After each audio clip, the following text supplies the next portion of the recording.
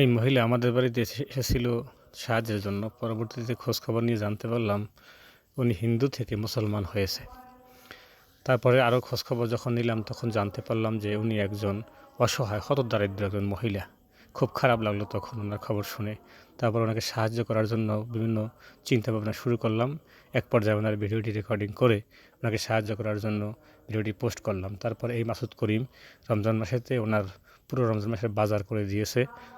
তারপরে গিয়া হাসান এবং খায়রুল ওনাকে ২৫০০ টাকা ওই রমজান মাসেই ওনাকে দিয়েছে বাজার করার জন্য।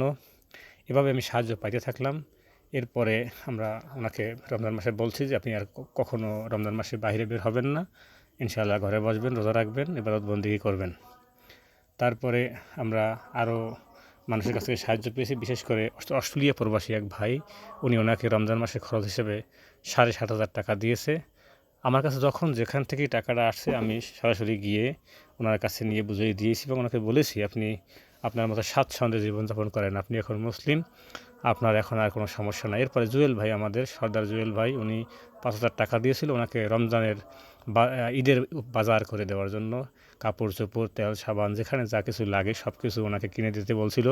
আমি ওনাকে কিনে দিয়েছি এবং পরবর্তীতে ওনাকে দুইটা কাপড়, দুইটা কাপড়ের সাথে যা প্রয়োজন ওগুলোও কিনে দিয়েছি এবং একটা মুরগি কিনে দিতে বলছিল।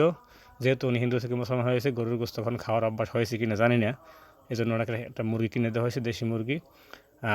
এরপরে আমাদের কবির মোল্লা ভাই, উনি ওনার বন্ধুবান্ধবের মাধ্যমে ৪১,০০০ টাকা দিয়েছে।